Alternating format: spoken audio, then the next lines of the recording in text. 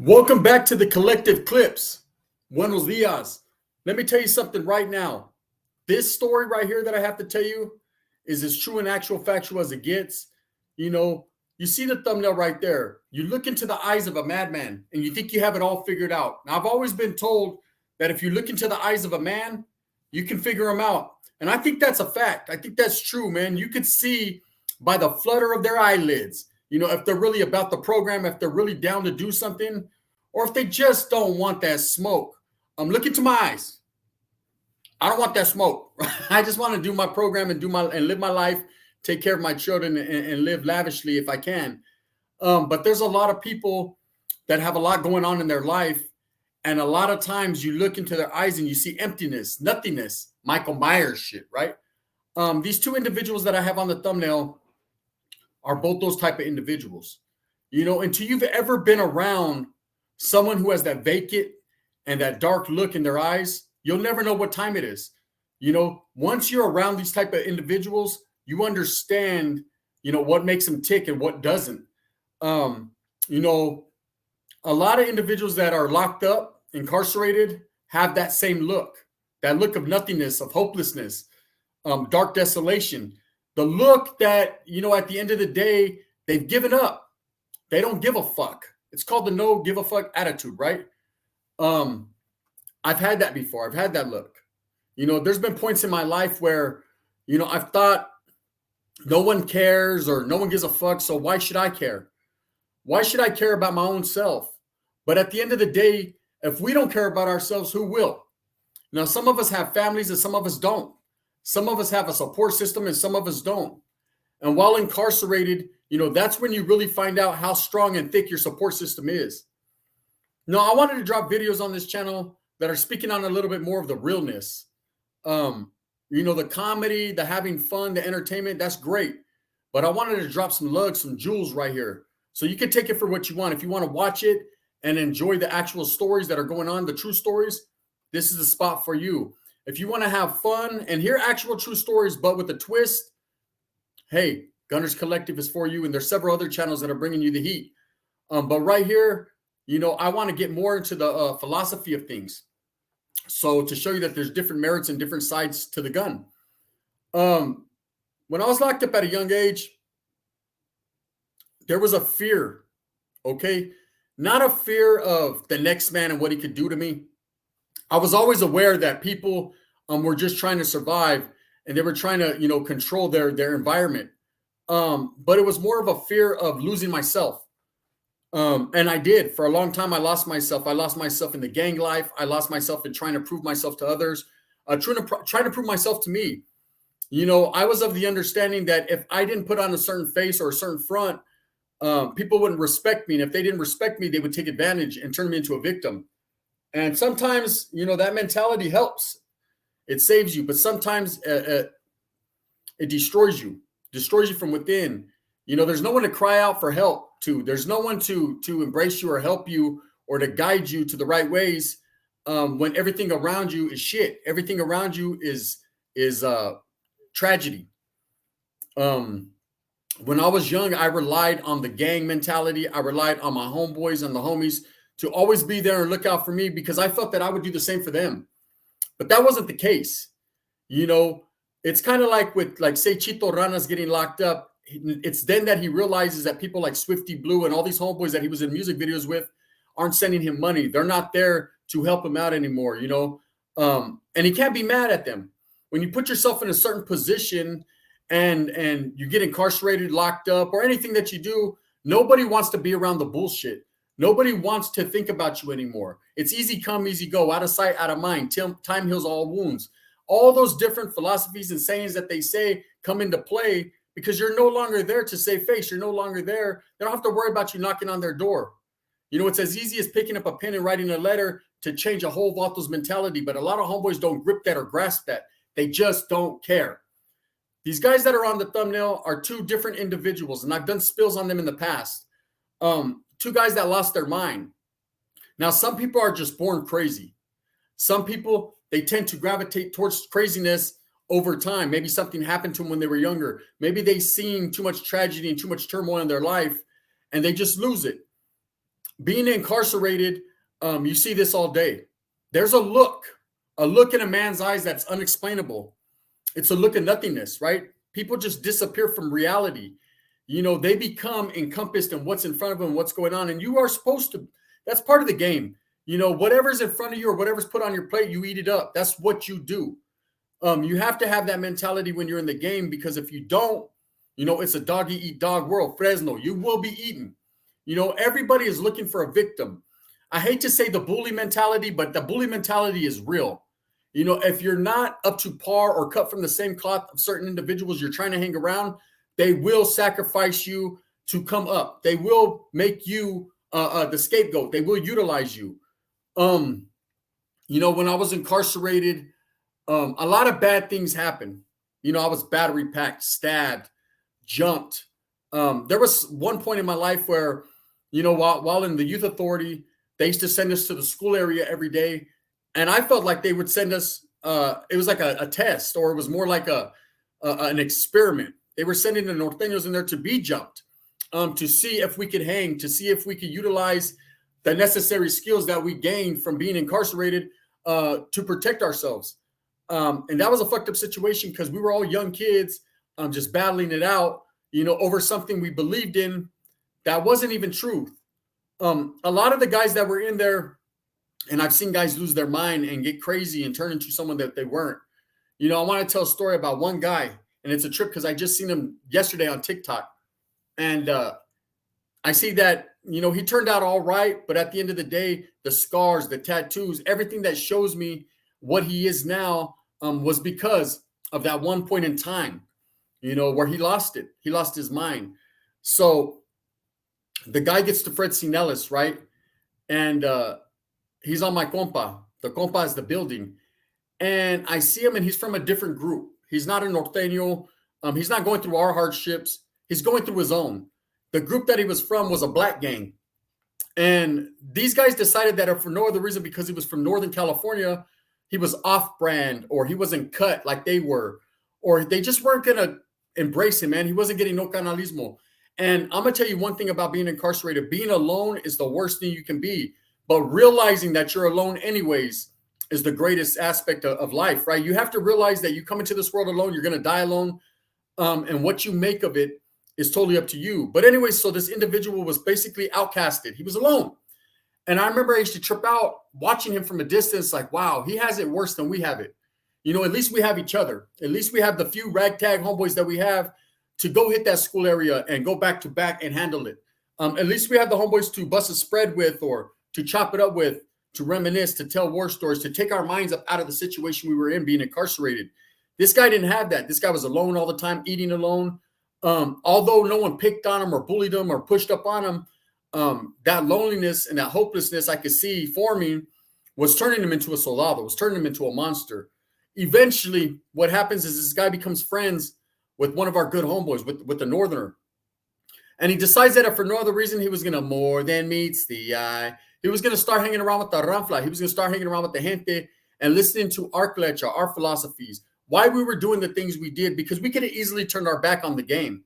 We could have easily hung up our boots and said, fuck that, especially when we're getting jumped every day, battery packed, stabbed, all types of different things were going on. It was the 90s. It was rough. The gang-related era was very vicious. It was much different than it is now. Now they just pull up and pop.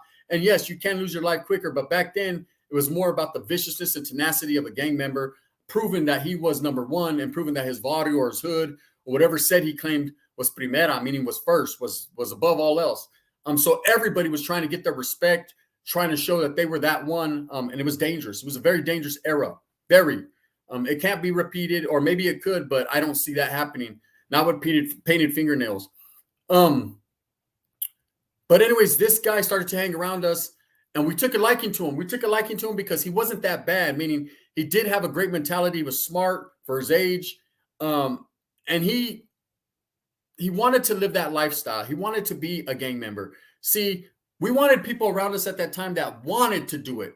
Wasn't doing it out of necessity or because they needed backup, but someone that would full-fledged give their all for the hood or the body or the cause. We called it the cause in them days, being a norteño. The cause was great. Didn't quite know what the cause was, just knew that it was great.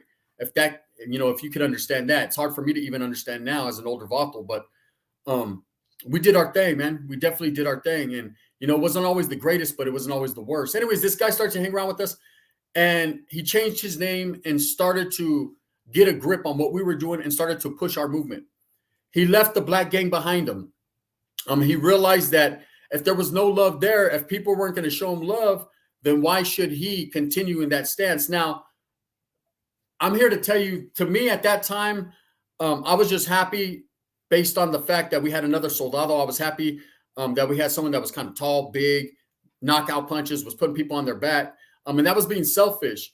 But on the other side, I was thinking, how can you just turn your back on something you truly believed in? That only lets me know that you really, truly didn't believe it. And you could basically drop out from something or disappear from something with the drop of a hat, or the drop of a dime, depending on who you are. It just didn't seem right. But whatever, whatever. At that time, I was being selfish, and I was thinking about self-preservation and security and what could help me in this war against the Sureños. Now, it was a real war. It was dangerous. I remember Sundays going to the school area, not thinking I was going to get get-backs. And this drove me mad. It drove me crazy. It made me angry because we were so outnumbered. It didn't matter how many times I got mines, or I got off first, or I got off where I was mad at. We might win battles, but we lost the war.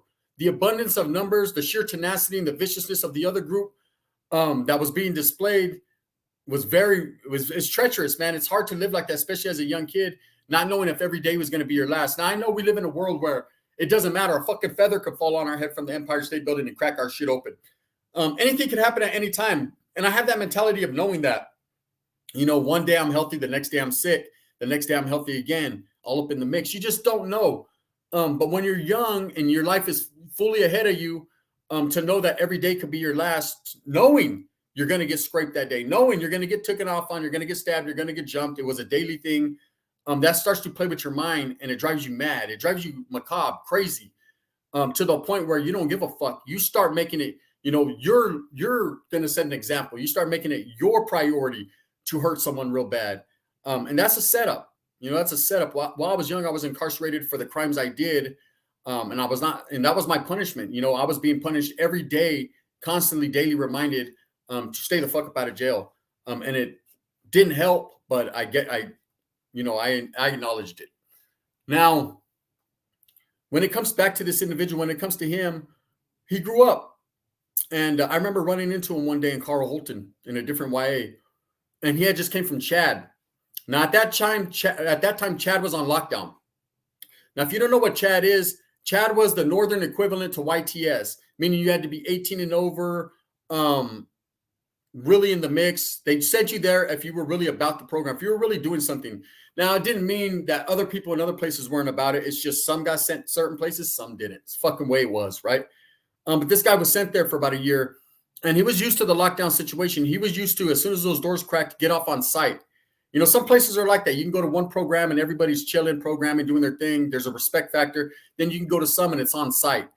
There's a hatred, a bloodlust. I mean, it's get off where you're mad at. And in Chad, it was that. It was northern dominant, a lot of Southerners there as well, and Bulldogs, and everybody was on site. Even the Woods, even the white boys were on site. Everybody versus everybody. No man's land. They say. What I mean? They had a big chistoso for them right there in Chad on second tier. Anyways, this guy had just come from there, and I remember he was moved to the day room. And we're looking. There was big windows. We were in the dorm, and I seen him, and I recognized him, the homeboy, and I was like, oh, shit. And he was an Africano homeboy. He was black. He was a black norteño. And I seen him, and I said, oh, fit. I told the homeboy Shorty from Salas, hey, look, that's a homie right there. I was in Nellis with him. It's a good homie. I kind of gave him a quick rundown that I'm giving you guys of his situation. But at that time, once you became a norteño, you were embraced from the cause. It didn't matter what color you were, what religion you were.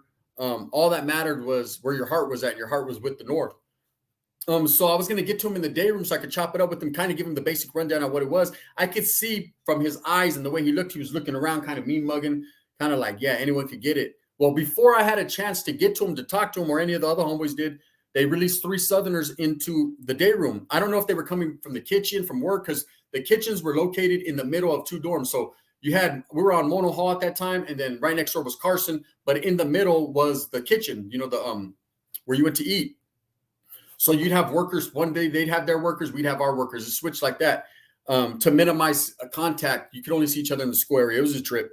Anyways, I think they might have been coming from the kitchen, but he jumped up and got off. He got off on all three of these individuals immediately, as soon as he seen them. Now, his mentality was he had lost it already. His mentality was he was gang related. I know a lot of people are going to say, oh, he was down for the cause. I've always been aware that to be down for the cause is to establish wherever you're at. Now, you got to understand the mindset and the mind state he was in was he had that I don't give a fuck attitude. It is what it is. He didn't think about the whole. He didn't think about catching more time. He didn't think about what could happen to him if they had a piece on him. All he thought about was, hey, these are the enemies. These guys right here are on site, and he got off. Anyways, years go past, and he goes in and out of prison, and I go in and out of prison, and our lives never crossed. We never crossed paths anymore. And now I see him. I see him pop up on TikTok, Facebook, things like that.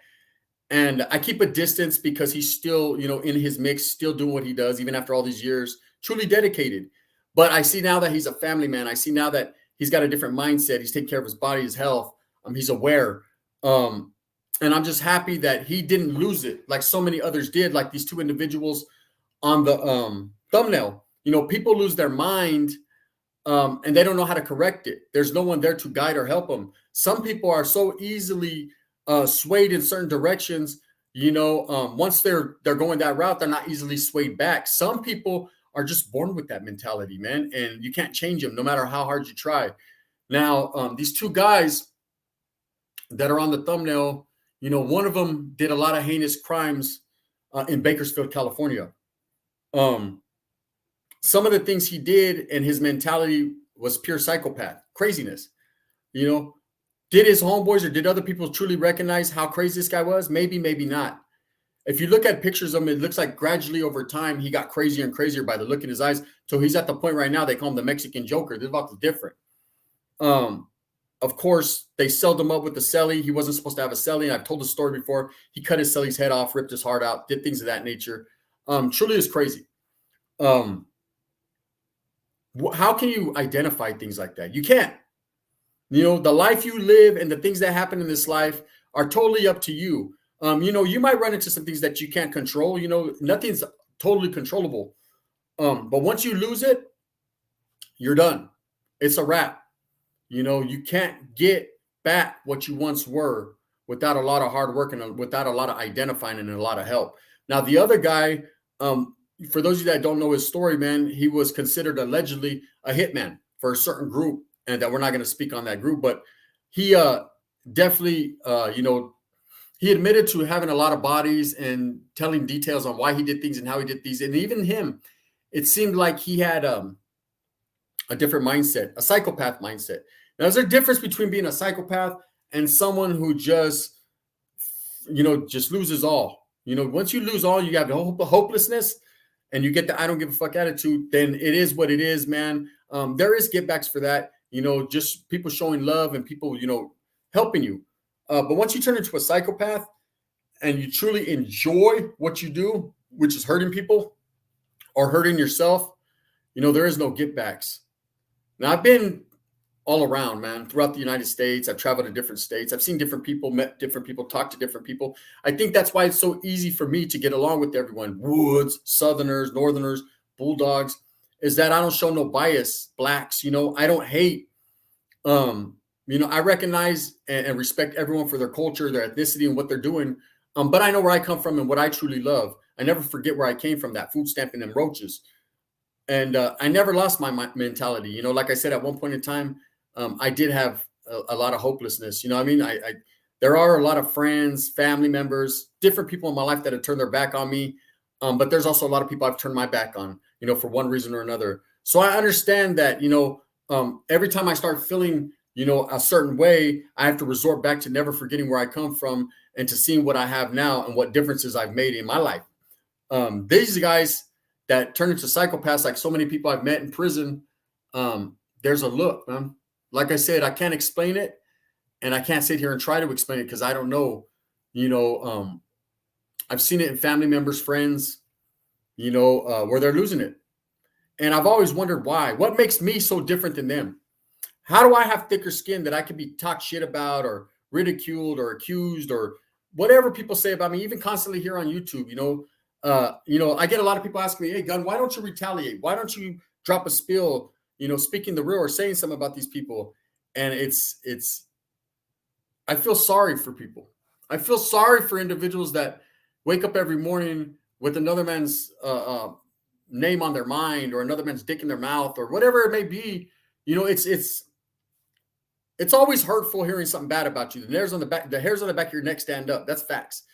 But to fall into that realm where you're constantly going back and forth with one person or two or three people, because they have an agenda or they feel a certain way, man, you can't disprove them. You can never change their mindset. You can never, they go, oh shit, you're going to have more people falling off than coming back on. I'm gonna tell you that much. I'm not trying to buy my way back into nothing. I'm not trying to be friends with people that have already showed me how easily they could turn their back on people or how easily they could be swayed. It's just not that. So I'd rather not do that and not act like I'm the better man, just not indulge, and that's it. It's plain and simple. Ain't no one scared. Ain't no one afraid. What it is. It's just, that's my mentality. That's why I do the things I do. Anyways, but getting back to the look in the people's eyes, you have to be very aware in this world that we live in. Be very aware of what's going on, because there's a lot of people that you may think, and I'll tell you a little story of them. I live on a block, right? And down the street, there's a lot of homes. And down the street, there was an individual. And I used to pass by every day cruising, see him, kind of give him a little nod. He's a white boy. He looked like the regular Joe Schmo to me. He looked like the regular motherfucker, right? Mowing his lawn, doing whatever he did. Out there working on his little go-karts, his little motorbikes, whatever. You know what shit the white boys do, brother. The woods like motorcycles, coffee, and crack whores, right? So he was doing his crack whore thing. About, I'd say a couple months ago, man, they raided his pad for one reason or another, and they found about 3 chicks tied up in his pad. He was doing some crazy shit. Like I said, you don't know people what's going on. They lose it. They lose it. He went from being, I guess, a family man. Word on the curb was his family left him, his old lady left him, and he went crazy and he started taking chicks because he needed that reassurance that he still was that one, I guess. I don't know. Anyways, man, look into a man's eyes and what do you see? You never know. You never know what's behind that veil. It's something that you need to think about. I appreciate the fact that you sat here and listened to me ramble on. And like I said, it's going to be a lot of real talk right here on Gunners on the Collective Clips.